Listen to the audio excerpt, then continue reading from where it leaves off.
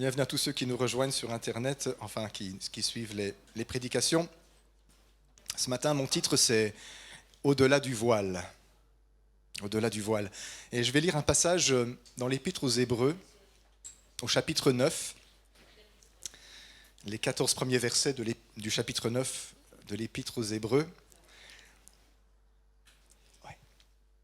La première alliance avait donc des ordonnances relatives au culte et un sanctuaire terrestre. En effet, un tabernacle fut construit. Dans la partie antérieure, appelée le lieu saint, étaient le chandelier, la table et les pains de proposition. Derrière le second voile se trouvait la partie du tabernacle appelée le Saint des Saints, renfermant l'encensoir d'or pour les parfums, et l'arche de l'Alliance, entièrement recouverte d'or. Il y avait dans l'arche un vase d'or contenant la manne, la verge d'Aaron qui avait fleuri, et l'étable de l'Alliance. Au-dessus de l'arche étaient les chérubins de la gloire, couvrant de leur ombre le propitiatoire. Ce n'est pas le moment d'en parler en détail là-dessus, de parler en détail là-dessus.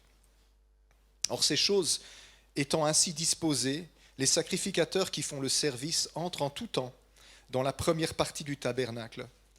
Et dans la seconde, le souverain sacrificateur seul entre une fois par an, non sans y porter du sang qu'il offre pour lui-même et pour les péchés du peuple. Le Saint-Esprit montrait par là que le chemin du lieu très saint n'était pas encore ouvert, tant que le premier tabernacle subsistait. C'est un symbole pour le temps présent. Il signifie que les dons et les sacrifices présentés ne peuvent rendre parfait sous le rapport de la conscience celui qui rend ce culte. Ils étaient des aliments, les boissons et les diverses ablutions, des ordonnances charnelles imposées seulement jusqu'à une époque de réformation. Mais Christ est venu comme souverain sacrificateur des biens à venir. Il a traversé le tabernacle plus grand et plus parfait, qui n'est pas construit de main d'homme, c'est-à-dire qui n'est pas de cette création. Et il est entré une fois pour toutes dans le lieu très saint, non avec le sang des boucs et des veaux, mais avec son propre sang, ayant obtenu une rédemption éternelle. Car si le sang des taureaux et des boucs et la cendre d'une vache répandue sur ceux qui sont souillés sanctifie et procure la pureté de la chair, combien plus le sang de Christ qui par l'Esprit éternel s'est offert lui-même sans tache à Dieu, purifiera-t-il votre conscience des œuvres mortes, afin que vous serviez le Dieu vivant. Une description du tabernacle de Moïse, la tente où le premier culte avait été organisé. Je ne sais pas si vous avez remarqué comme moi, il y a beaucoup de voiles et de rideaux là-dedans. Il y a plusieurs compartiments et certaines personnes qui peuvent aller jusqu'à un certain point. Il y avait déjà une enceinte, il y avait tout un paravent qui était l'enceinte du tabernacle pour séparer le tabernacle de l'extérieur. Et puis quand on y entrait, il y avait un espace qu'on appelait les parvis. Et là, il y avait l'autel sur lequel on faisait les sacrifices. Il y avait des cuves de bronze avec de l'eau pour faire les ablutions et purifier. Et le peuple pouvait aller là pour adorer Dieu et offrir ses sacrifices. Mais puis, il y avait un voile. Et il n'y avait que les prêtres qui pouvaient passer derrière. Et derrière ce voile, il y avait un chandelier avec 7 flammes qui brûlaient dessus. Et de l'autre côté, il y avait une table avec des pains qui étaient proposés, présentés devant Dieu, comme des pains consacrés que les prêtres mangeaient aussi d'ailleurs. Et puis il y avait encore un voile. Et derrière ce voile-là, il n'y avait que le grand prêtre qui pouvait pénétrer. Une fois par an, le grand jour des expiations qu'on appelle le Yom Kippour, où on sacrifiait des animaux pour le péché d'Israël. Et le grand prêtre prenait le sang de ces sacrifices et il pénétrait derrière ce voile-là. Mais derrière ce voile-là, il y avait là un autel des parfums. C'était une sorte d'encensoir.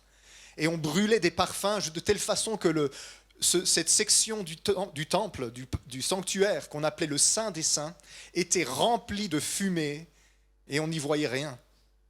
Et là, au milieu de la fumée, il y avait l'arche de l'alliance avec les anges, les chérubins qui avaient leurs ailes au-dessus, et ils déposaient le sang du sacrifice là, et puis ils sortaient, et selon la tradition, on devait faire attention qu'il ne meure, et c'est pour ça qu'on attachait une ficelle au grand prêtre, parce qu'on pensait que c'était possible que la gloire de Dieu ne le laisse pas vivre, et qu'il fallait le sortir, et on ne pouvait pas y rentrer, donc il fallait bien qu'on le tire dehors. Vous savez, c'est drôle, heureusement que ce n'est pas comme ça aujourd'hui. Heureusement que c'est plus comme ça, et qu'il n'y a pas besoin de mettre du sang dans tous les sens, et que tout le monde peut entrer. Il y avait donc des voiles de séparation. Et vous savez, les voiles, ce ne sont pas que des frontières. Une frontière, c'est une ligne où on dit « tu ne peux pas passer si tu n'as pas la permission ». Mais un voile, c'est plus que ça. Un voile cache ce qu'il y a derrière. Si je te dis « tiens, voilà une ligne » et vous ne pouvez pas passer si vous n'avez pas l'autorisation, ça ne vous empêche pas de regarder ce qui se passe de l'autre côté. Mais Dieu n'a pas voulu des frontières. Il a voulu des rideaux, des voiles. Et on dit même que le voile du temple était très épais. C'était une œuvre d'artiste, très épais. Et on ne voyait pas derrière. Et pourtant, si vous regardez bien la description qu'on en fait, il n'y avait pas grand-chose à cacher. Un chandelier avec des flammes qui brûlent, une table avec des pains, un encensoir, un coffre avec des sculptures de chérubins au-dessus. Mais on cachait quelque chose. C'est comme si plus on pénétrait dans la présence de Dieu, moins on pouvait voir avec les yeux de la chair, avec nos yeux charnels. Vous savez, ce n'est pas tant que Dieu cherchait à cacher quelque chose, parce qu'il n'y a rien à cacher là-bas derrière. D'ailleurs, quand on démontait le tabernacle, les gens pouvaient voir les accessoires que l'on transportait. Il n'y avait rien à cacher. Le coffre de l'Alliance n'était pas quelque chose qu'on ne pouvait pas regarder, les tables de pain et le chandelier à 7 branches, mais il y avait comme une pédagogie de Dieu là derrière. C'était que plus on avance dans sa présence, et moins on peut se fier à ce que nos yeux charnels voient. C'était une façon pour Dieu de dire, en avançant vers moi, vous devez apprendre à ne pas regarder avec les yeux de la chair. Avez-vous remarqué que les 3 catégories de personnes adoraient tous face à un rideau? Le peuple adorait face à un voile, un rideau, une tenture, et derrière les prêtres pouvaient aller. Les prêtres, ils adoraient face à une tenture, et derrière le grand prêtre pouvait aller, et le grand prêtre, il adorait face à un autre rideau de fumée. On en remplissait la pièce d'encens, on n'y voyait rien du tout. Toutes les catégories de personnes adoraient Dieu face à l'invisible, face à ce qu'ils ne peuvent pas voir. Et ce n'est pas qu'il y a des gens qui sont plus proches de Dieu, parce qu'il y avait vraiment une pédagogie de Dieu qui voulait dire, si vous voulez vous approcher de moi, vous devez apprendre à ne pas fixer les regards sur les choses visibles, mais sur les choses invisibles. Il n'y avait pas de statue où on pouvait fixer notre attention et de dire « Ah ben Dieu ressemble à ça ». Quand Dieu s'était révélé à Israël, il avait dit « Voyez bien, je vous ai parlé du haut du mont Sinaï, vous n'avez vu aucun visage. Vous n'avez vu aucune représentation d'un animal ou d'un être céleste ou terrestre. » Dieu voulait que nous soyons face à celui qui est invisible à l'œil nu. C'était une grande pédagogie, tout ça. Et Israël se retrouvait à adorer face à un rideau. Dieu désirait que nos yeux spirituels soient ouverts pour voir au-delà de cette création. Le texte de l'Épître aux Hébreux dit qu'il y a un temple qui ne fait pas partie de cette création, dont le tabernacle terrestre est une représentation.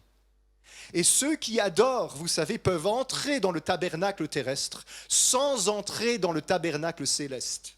Vous êtes tous là ce matin, une bonne centaine de personnes. Tous ceux qui sont entrés ici ce matin sont entrés dans un tabernacle terrestre.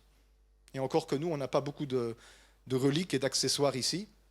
Il n'y a pas de chandelier, ni de table de pain. Bon, si, il y a la table avec le pain de la Sainte Seine. Il n'y a pas d'encensoir. La semaine prochaine, on va demander à Mao de se promener avec un encensoir. Je suis sûr qu'il aimera bien. Il n'y a pas tout ça. Mais ce ne sont pas tous ceux qui sont entrés dans le tabernacle terrestre qui sont entrés ce matin dans le tabernacle céleste. Dieu veut que, comme Israël, nous apprenions à voir l'invisible. Vous savez qui a construit le tabernacle ? Moïse.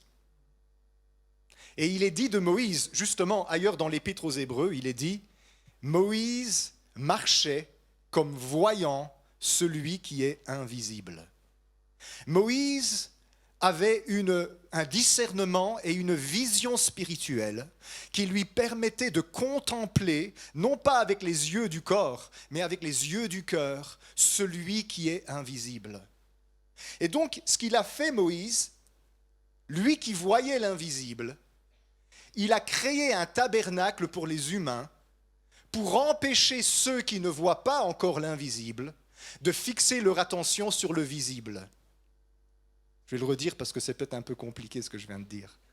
Je vais dire comme ça, l'homme qui voyait l'invisible a construit un tabernacle où il invite à entrer ceux qui ne voient pas encore l'invisible, de manière à les empêcher de fixer les regards sur ce qui est visible. Et donc il a mis des voiles. Dans toutes les religions, ça n'existe pas ça. On n'adore pas face à des rideaux.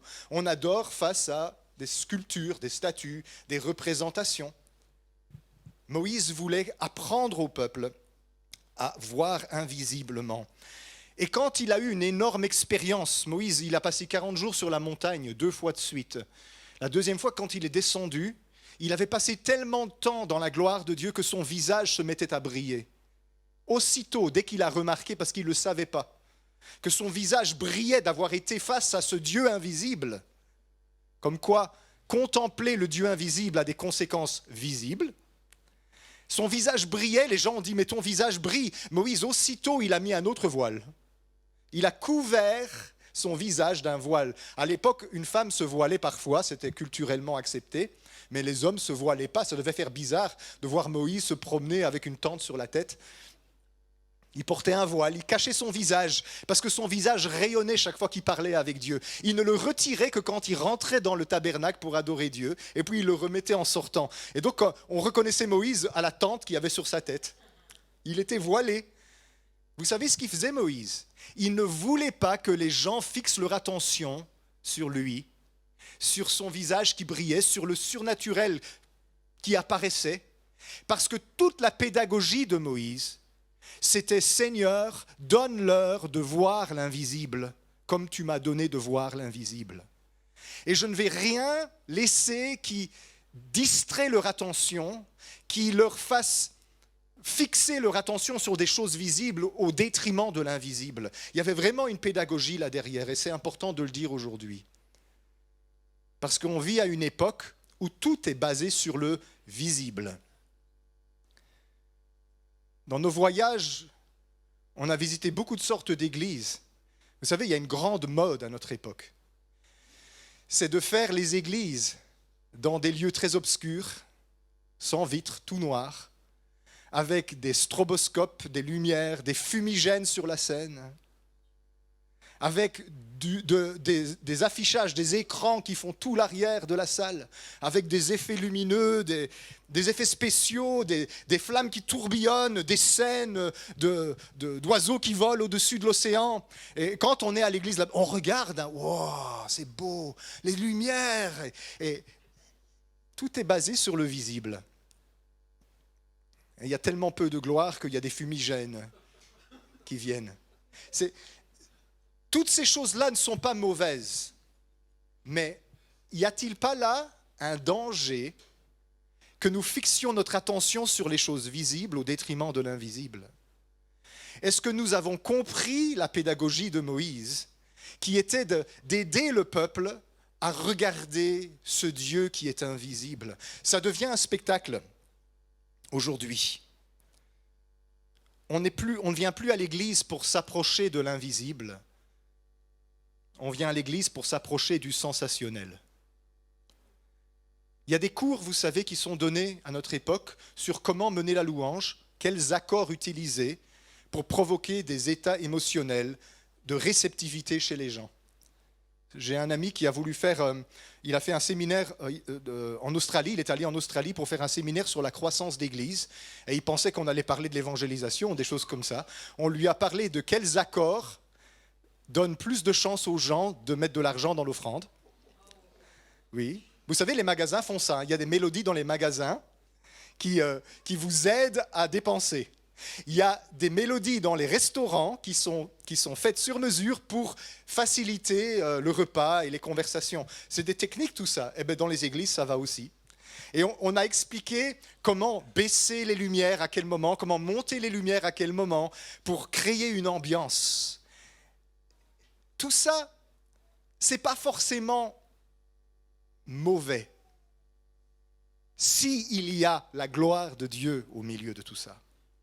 Et je ne dis pas que Dieu ne peut pas se manifester dans tout ça, parce que Dieu vient là où on l'invite, et Dieu, il aime tellement les humains, qu'il vient à notre rencontre, que nous soyons modernes et avant-gardistes, ou ringards et vieux jeux. Il vient. Dieu vient dans les vieilles églises et dans les nouvelles églises. Mais est-ce que nous aidons les gens à adorer? Ou est-ce que nous aidons les gens à se distraire? Ça, c'est très important de penser à ça.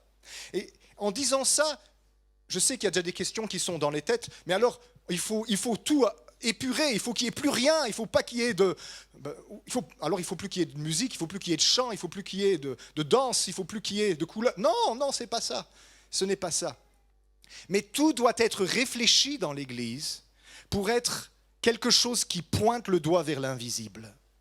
Chaque chose que je dis, chaque chose que je fais, et je parle de nous tous, doit être comme un doigt pointé vers l'invisible. Une intervention ne doit pas attirer l'attention sur la personne qui intervient, mais sur l'invisible. Une danse, un chant, un accord, tout ça a pour but d'élever le nom de celui qui est invisible.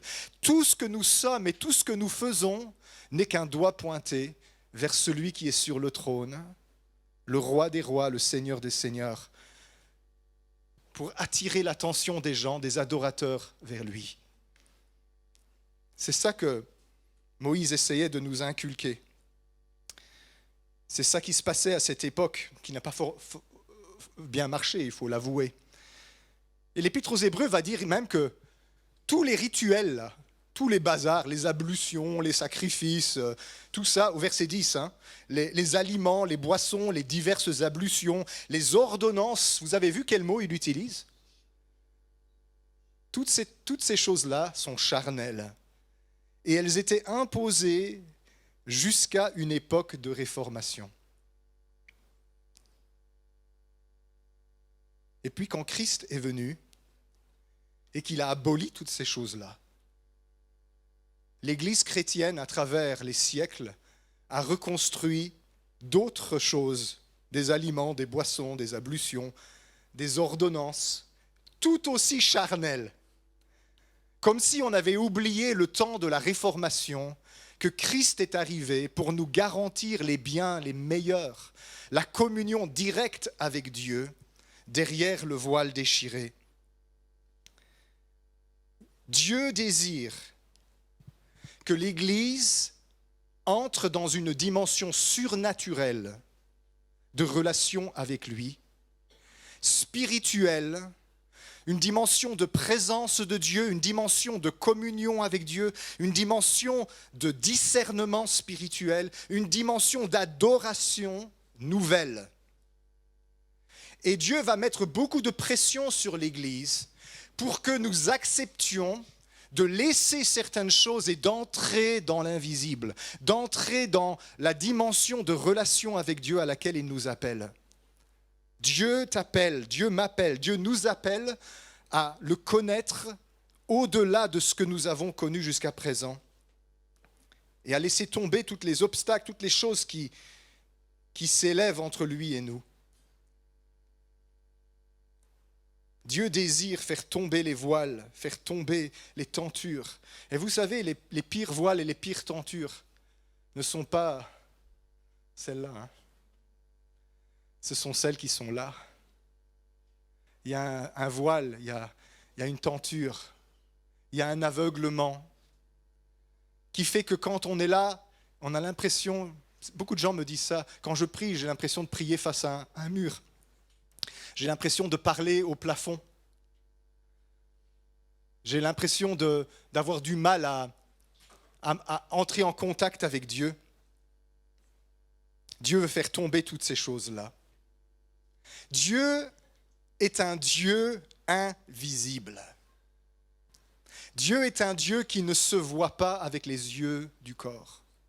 Dans l'épître à Timothée, j'ai deux petits versets à afficher, 1 Timothée 1,17 et puis 1 Timothée 6,16. Le premier, c'est 1 Timothée 1,17. L'apôtre Paul, il dit ceci sur Dieu, 1 Timothée 1,17. « Au roi des siècles, immortel, invisible, seul Dieu, soit honneur et gloire au siècle des siècles. Amen. » Vous avez vu, invisible. Et il le dit encore une fois au chapitre 6, verset 16 de la même épître. Il dit, Dieu est celui qui seul possède l'immortalité, qui habite une lumière inaccessible que nul homme n'a vue ni ne peut voir. À lui appartiennent l'honneur et la puissance éternelle. Amen. Deux fois dans la même épître, l'apôtre Paul parle à Timothée du fait que Dieu est un Dieu invisible, qui habite une lumière inaccessible que nul homme n'a vu ni ne peut voir. C'est très intéressant ce paradoxe-là. Une lumière invisible. Ça n'a pas de sens pour nous. Justement, une lumière, normalement, c'est visible. Une lumière invisible. Mais quand il dit invisible, il ne veut pas dire invisible à tout niveau. Il veut dire invisible à la chair, invisible à l'homme déchu, invisible à l'homme aveugle, à l'homme qui se sent séparé de Dieu. Mais elle est bel et bien visible, cette lumière. Pour des gens comme Moïse, dont on dit dans l'Épître aux Hébreux, il marchait comme voyant l'invisible. Il avait les yeux du cœur illuminés par le Saint-Esprit, ce qui lui permettait, quand il se tournait vers Dieu, de ne pas voir avec le corps, de ne pas voir avec l'âme, mais de voir spirituellement, rayonner depuis le très saint lieu du temple de Dieu dans le ciel, une gloire, une lumière si intense et pourtant invisible, mais qui réchauffait, brillait dans son visage, au point que quand il sortait de là, il était transfiguré. Dieu veut apprendre à l'Église à voir l'invisible. Nous avons besoin de le laisser travailler nos cœurs. Nous avons besoin de laisser Dieu purifier nos cœurs. Nous avons besoin de le laisser transformer nos cœurs, éveiller nos cœurs. Et pour ça, il va falloir qu'on laisse Dieu retirer de nos cœurs beaucoup de choses. Vous savez, tous les péchés qu'il y a n'ont que pour but de nous empêcher de voir la gloire de Dieu. Dans le prophète Ésaïe, il y a un texte intéressant, tiens, on peut l'afficher aussi celui-là. C'est dans Ésaïe 59, versets 1 et 2. Il y a un texte intéressant qui nous montre que la séparation entre Dieu et nous n'est pas du côté de Dieu, mais de notre côté. Il dit ceci, Ésaïe 59, « Non, la main de l'Éternel n'est pas trop courte pour sauver, ni son oreille trop dure pour entendre. » Comme quoi, ça veut dire, le bouchon n'est pas de son côté. Mais ce sont vos crimes qui mettent une séparation entre vous et votre Dieu. Ce sont vos péchés qui vous cachent sa face et l'empêchent de vous écouter. Vous avez vu la nuance qui est apportée ici ? Il ne dit pas ici, Ésaïe, vous avez péché, moi je mets un mur, je ne vais plus te parler. Vous savez, Dieu qui boude, t'es trop impur, je ne peux plus te regarder. Ce n'est pas ça qu'il dit ici. Il dit non, la main de l'Éternel n'est pas trop courte pour aller te chercher, pour te sauver. Et je t'entends, mon oreille n'est pas trop dure pour entendre tes prières, mais ce sont tes péchés qui ont mis un écran et qui te bouchent les oreilles, qui te cachent la face. Et tu ne vois pas que je suis devant toi. Et donc parce que tu ne vois pas qu'est-ce que je te tends. Et tu ne sais pas recevoir mes exaucements. La séparation, elle est de notre côté.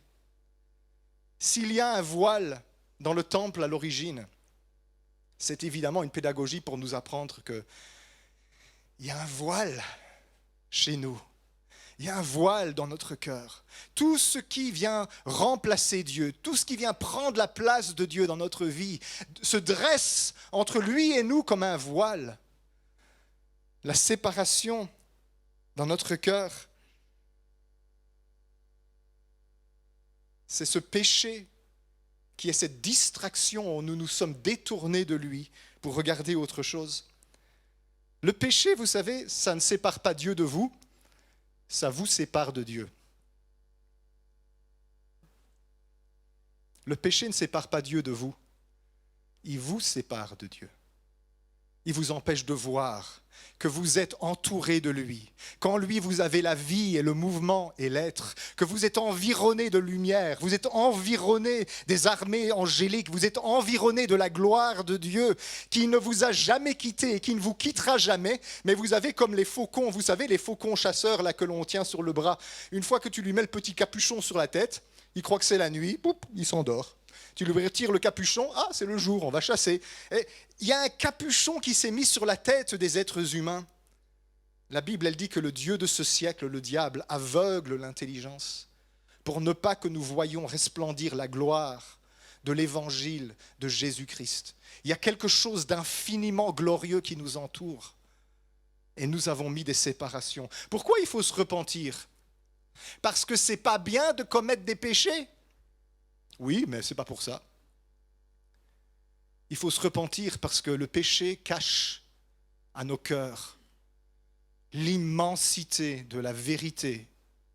Nous sommes environnés d'un Dieu omnipotent, omniprésent, omniscient, qui nous aime à la folie. Et rien ne peut nous séparer de son amour. Mais beaucoup de choses peuvent nous aveugler quant à son amour. Et Dieu, il veut retirer ces choses-là, il veut déchirer ce voile dans nos cœurs. Il appelle l'Église à entrer dans une nouvelle dimension de relation avec lui. Et pour ça, il faut qu'on le laisse purifier nos cœurs. Je ne sais pas qu'est-ce que tu as abandonné ce matin, ce que tu as donné à Dieu. Dire, Seigneur, je vais te laisser ça, je vais t'abandonner ça. Cette chose qui me distrait, qui accapare mon attention et qui m'empêche de te voir. Jésus disait dans Matthieu, « Heureux ceux qui ont un cœur pur, car ils verront Dieu. » Dans Le Petit Prince, Saint-Exupéry, il écrit « On ne voit bien qu'avec le cœur, l'essentiel est invisible aux yeux. » Ça vaut la peine de lire Le Petit Prince. On ne voit bien qu'avec le cœur, l'essentiel est invisible pour les yeux. Alors comment est-ce que Dieu peut s'y prendre avec nous ? Il est un Dieu invisible et il veut pourtant nous conduire, nous, les humains aveugles. Si maintenant quelqu'un est malvoyant et que je débarque et que je le vois qu'il est un peu perdu, je dis tiens, prends mon bras, je vais t'accompagner. Vous savez, il y a des gens un peu vilains qui font des farces aux gens malvoyants. Et puis il y a des gens maladroits qui ne savent pas comment aider quelqu'un de malvoyant. La personne malvoyante, de quoi est-ce qu'elle a besoin pour se laisser conduire par quelqu'un qui vient vers elle? De la confiance. Si elle a confiance dans la personne qui la conduit, elle va dire « Ah oui, conduisez-moi ». Elle va écouter le son de ta voix, elle va essayer de déduire c'est un farceur ou bien c'est quelqu'un de bien intentionné. Et si elle a confiance en vous ou qu'elle vous connaît, elle va se laisser conduire. Dieu, il se retrouve dans le même dilemme. Il est invisible et il veut vous conduire vers des choses merveilleuses. Mais nous, on veut du concret, on veut du visible, on veut des preuves avant.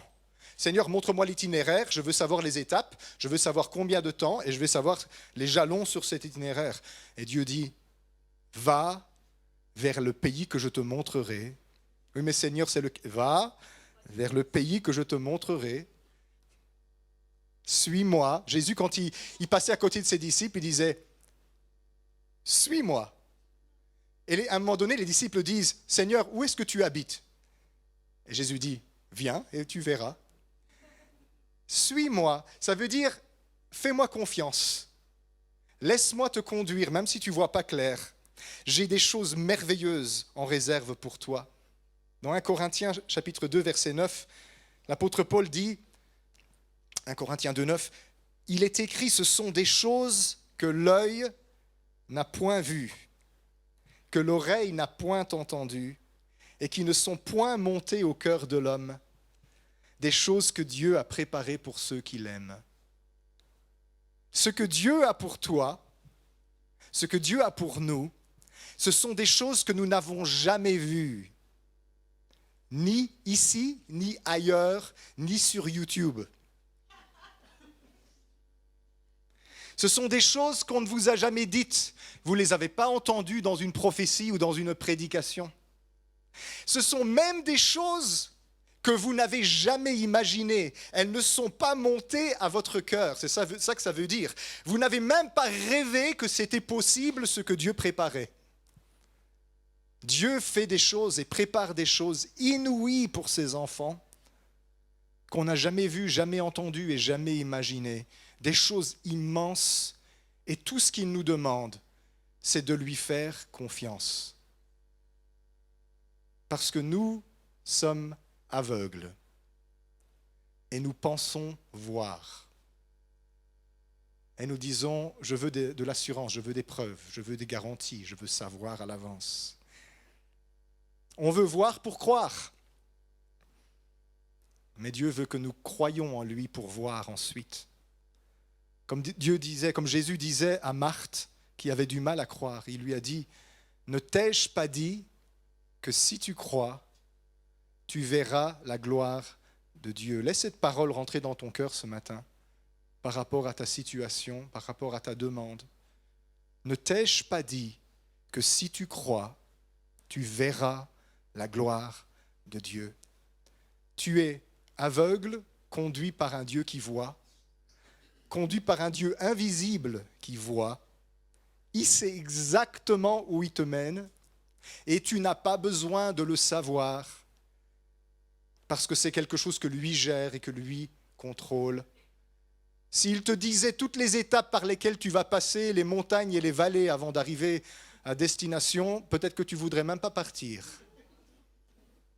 Mais la grandeur, l'immensité du cadeau qui te prépare, Dieu dit ça en vaut la chandelle.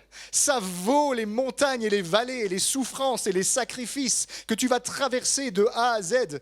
Mais si je te montre les étapes, parce que toi tu me poses des questions, tu veux dire quand Seigneur, comment Seigneur, où Seigneur, qui Seigneur? La grande question, avec qui vais-je me marier? Ah, apparemment c'est ça la question principale. Ok. Fais-moi confiance. Ne t'ai-je pas dit que si tu crois, tu verras la gloire de Dieu?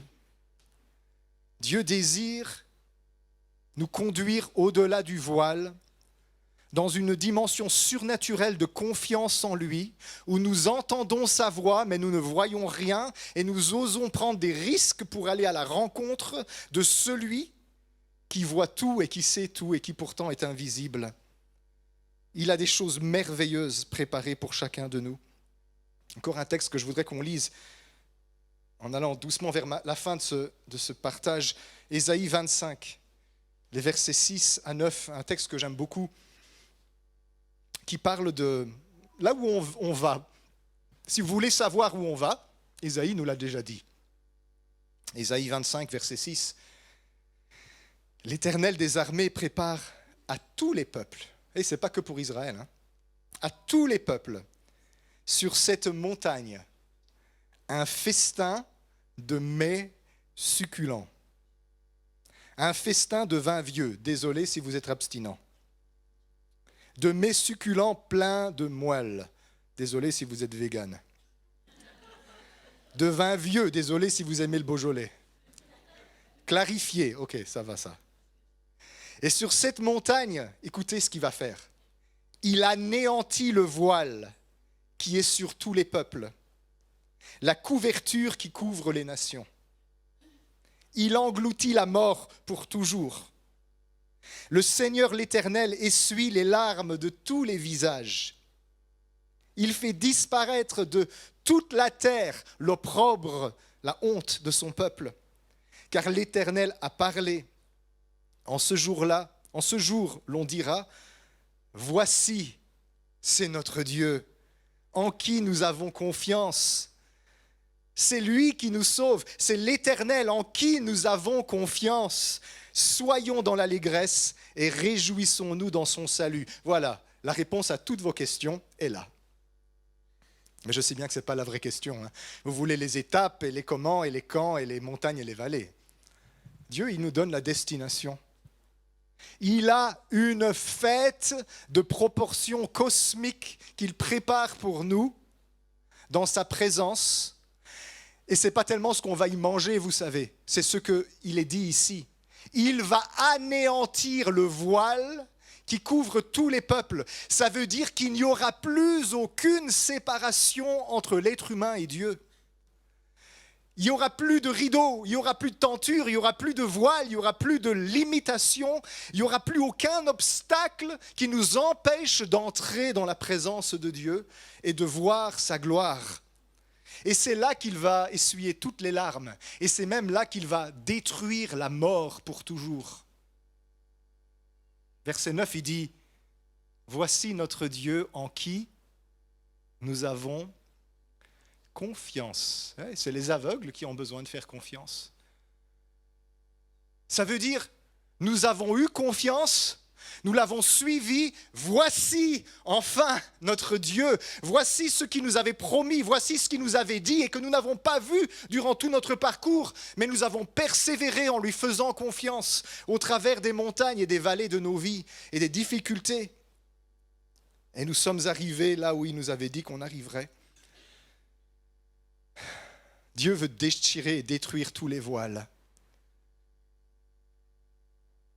Un voile qu'il veut déchirer et qu'on n'arrête jamais de recoudre. C'est le voile de la religion. Dieu déteste toutes les religions. Les religions ne sont rien d'autre que des voiles et des rideaux qui sont tendus devant le visage des gens. On leur donne des rituels, des ablutions, des aliments à manger et à ne pas manger. On leur donne toutes sortes de choses pour leur donner un remplacement de communion avec Dieu, mais ils sont face à un voile et ils n'ont pas accès au surnaturel. C'est quand même étrange, vous savez qu'à l'instant de la mort de Jésus, il s'est passé quelque chose de formidable. Vous vous souvenez ? Marc 15, 37.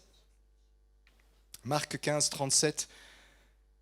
Mais Jésus, ayant poussé un grand cri, expira. Marc 15, 37, 38. Le voile du temple se déchira en deux, depuis le haut jusqu'en bas. Le centenier qui était en face de Jésus, voyant qu'il avait expiré de la sorte, dit assurément, cet homme était fils de Dieu. La première chose qui s'est passée quand Jésus a rendu l'âme, est mort sur cette croix, c'est que le voile de la religion de son temps s'est déchiré de haut en bas. Ce n'est pas un rideau comme ça. C'était un voile, une tenture épaisse, comme ça, brodée. Il faudrait des armées pour arriver à la déchirer en deux. Vous savez, en l'an 70, quand les Romains sont arrivés dans le temple et qu'ils ont brûlé le temple, le voile n'était pas déchiré. Parce que Israël a recousu et reconstruit ce que Jésus avait détruit. La religion recoue. Pourquoi est-ce que la religion recoue le voile ? Parce que ce n'est pas qu'on ne veut pas entendre des choses de la part de Dieu, mais on ne veut pas être face à lui. On ne veut pas être face à cette lumière qui nous transperce et qui nous sonde, devant laquelle on est mis à nu, devant laquelle on ne peut rien cacher. On ne veut pas ça. Alors on recoue, et on recoue avec des rituels, et ça change selon les époques. Les églises traditionnalistes et les églises libres, toutes construisent des voiles, des rideaux de fumée, de stroboscopes, ou de rituels compliqués que personne ne comprend, où on vous parle en latin. Il y en a encore, parfois, qui font ça, la messe en latin. Et on est là, et on se lève, et on s'assied, on Amen, et avec vous, et avec votre esprit. Et la moitié des trucs, on ne comprend pas. D'ailleurs, on peut le faire sans réfléchir parce qu'on ne comprend rien. On ne sait pas ce que ça signifie. On recoue le voile. Quand l'on l'appelle bouddhiste, hindouiste, shintoïste ou chrétien, c'est quand même des voiles et Dieu les déteste tous autant. Parce que Jésus n'est pas venu inaugurer une nouvelle religion qu'on appelle le christianisme. Jésus est venu abolir les religions en déchirant le voile qui sépare les hommes de leur Dieu, en réglant le problème du péché, pour donner un accès à toute l'humanité dans la présence du Seigneur. Toutes les religions sont charnelles. Toutes les religions cachent le divin et elles aveuglent et elles nous empêchent d'apprendre à voir l'invisible. Mais Jésus est venu pour ouvrir un chemin vers le Père. C'est tout différent ça, mes amis. Tous ceux qui viennent ici semaine après semaine, est-ce que vous venez pour être face avec Jésus-Christ ou est-ce que vous venez pour votre dose hebdomadaire de religion évangélique, charismatique, pentecôtiste? Est-ce que vous venez pour être face au Créateur? Ici, il n'y a pas de rideau. Il y a une barre pour mettre un rideau là, entre nous je veux dire. Il y a un rideau derrière. Vous pouvez faire le tour, Dieu n'est pas là-bas derrière. Il n'y a rien du tout. Il n'y a même pas de crucifix ici pour que vous regardiez, ou de croix en bois. Quelqu'un qui n'était pas content qu'il n'y a plus la croix là au milieu. Ah bon, moi je n'ai même pas remarqué, vous regardez ça? Dieu veut que tes yeux se lèvent au-delà de ces choses-là. Au-delà des représentations et des symboles, vers l'invisible, vers celui qui t'aime et qui tend les mains vers toi. Ce voile déchiré le jour de la mort de Jésus représente un voile qui est dans notre cœur, à chacun de nous, que Dieu désire déchirer de haut en bas pour te mettre en contact avec sa présence divine.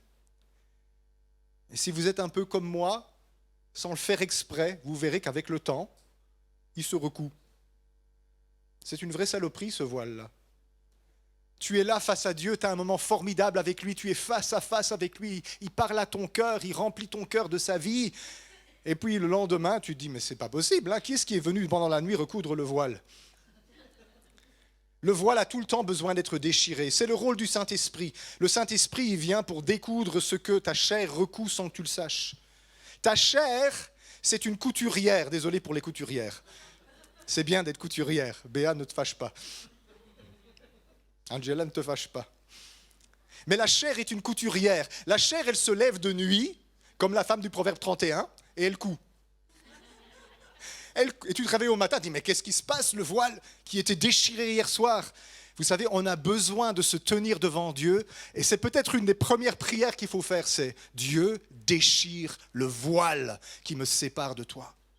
Par ton esprit, viens comme un éclair, déchirer le voile de ma chair. Que je sois face à toi. On peut le dire autrement, Seigneur, déchire mon cœur. Seigneur, donne-moi un cœur contrit, donne-moi un cœur déchiré, un cœur à vif, un cœur qui pleure.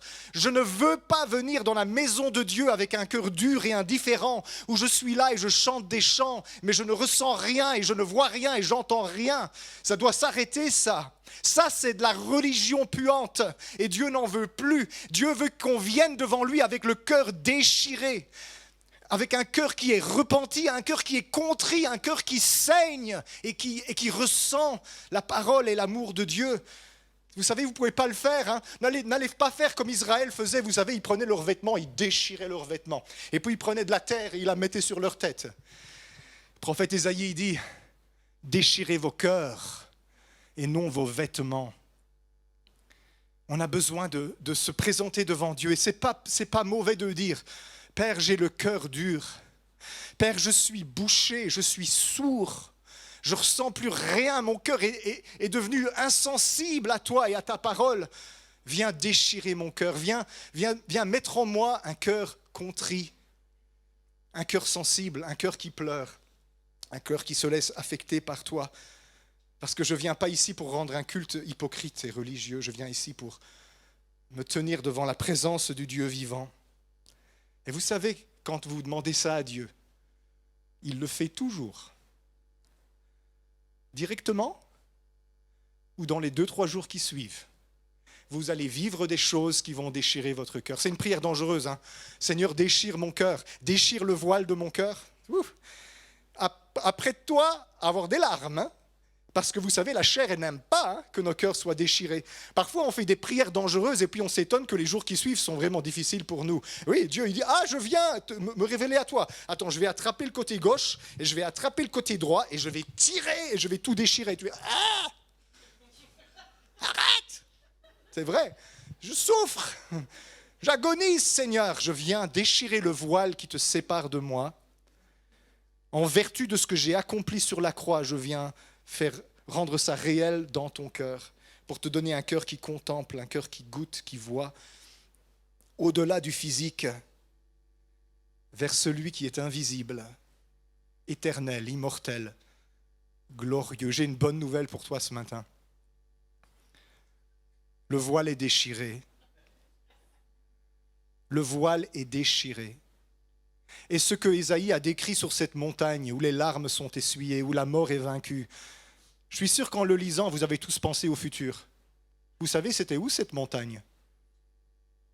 C'était la montagne du Calvaire, où Dieu a déchiré les cieux, il a déchiré les cœurs et il a déchiré le voile de la religion, où il a détruit la mort, il a écrasé la puissance de la mort, où il a essuyé les larmes, où il a donné un accès à son peuple qui lui fait confiance. C'est ce moment-là que nous avons besoin de revivre. Quand on lève les yeux vers lui, on tourne les yeux vers celui qui a été percé. On ne le voit pas, on ne regarde pas de crucifix. On ne fixe pas notre attention sur les choses de la chair ou sur des images mentales non plus. Mais on tourne les yeux vers ce Jésus qui a donné sa vie pour nous, pour vaincre les puissances des ténèbres, pour nous libérer de nos péchés et nous restaurer la relation avec le Père. Et on lui dit, Seigneur, ce que tu as fait dans ce temple où tu as déchiré le voile, fais-le maintenant en moi. Que la croix ne soit pas juste devant moi, mais qu'elle soit en moi maintenant. Et que mourant à ce qui était avant, j'entre dans la gloire qui est là devant. Dieu t'appelle, Dieu m'appelle, Dieu nous appelle tous ensemble. Au travers de tout ce que tu souffres ou de tes joies, au travers des montagnes et des vallées, tu n'existes que pour connaître le Dieu invisible, en qui tu as la vie et le mouvement et l'être, qui t'entoure de toutes parts et qui t'aime à la folie. Il est là dans ce lieu ce matin. Il est ici maintenant. Il remplit ce lieu, que tes yeux le perçoivent ou pas, que ton cœur s'en rende compte ou pas, il est là maintenant. Il est plus proche de toi que le bout de ton nez. Il est plus proche de toi que l'air que tu respires. Ferme les yeux juste un instant et ne regarde pas à ce que tu peux voir, ni à moi, ni à ce qui est ici devant. Ne pense pas à ce qui est après non plus, mais juste à ce Dieu qui est ici dans ce lieu et qui t'aime. Il ne te juge pas. Tous les jugements qu'il avait sont tombés sur la croix.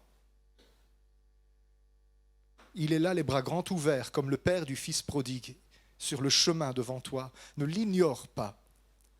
Il vient à ta rencontre, va à la sienne. Viens vers le Dieu qui t'a aimé, qui t'a racheté, qui t'a créé, qui ne t'a jamais abandonné, qui ne t'abandonnera jamais. Viens sans comprendre, viens sans savoir, viens sans réponse à tes questions immédiates. Fais-lui simplement confiance ce matin. Fais-lui simplement confiance. Tu n'as pas besoin de gérer et de savoir. Tu es entre les mains d'un Dieu qui gère et qui sait et qui t'aime. Et rien ne pourra te séparer de son amour. Seigneur, nous te remercions pour l'amour que tu nous portes. Ton amour est intense, violent et puissant. Ton amour est le fondement de nos vies. Nous sommes plongés dans ton cœur. Et Seigneur, on veut, chacun de nous, laisser tomber les résistances, les obstacles et les murs qui nous empêchent d'entrer dans tes parvis, dans ton lieu saint et dans le saint des saints, au-delà du voile, dans ta gloire manifestée. C'est là que tu nous appelles. Trop longtemps, Père, nous nous sommes prosternés à distance dans les parvis, mais tu as fait de nous des prêtres et tu nous fais asseoir dans les lieux célestes, en Christ, qui a triomphé. Alors Seigneur, je te prie maintenant pour chacun et chacune dans ce lieu. Je te demande que le voile qui couvre tous les peuples dans ce lieu soit déchiré à nouveau. Dans nos cœurs, soit déchiré de haut en bas. Et que nos yeux puissent contempler encore ta gloire. Je te prie que cette semaine, il se passe des choses dans la vie de chacun de nous qui nous amènent plus près de toi.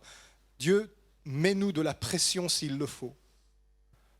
Nous accueillons tes pédagogies et nous acceptons ta main forte, même quand ça fait mal, Seigneur, parce que tu nous amènes vers un endroit magnifique, vers ce que nos yeux n'ont pas vu, nos oreilles n'ont jamais entendu, que nous n'avons même pas imaginé, mais que tu as préparé pour nous qui t'aimons. Seigneur, on veut te dire qu'on t'aime. On ne sait pas quoi, on ne sait pas ce que tu fais, mais on veut te dire qu'on t'aime. À toi soit toute la gloire. À toi soit toute la gloire. Amen.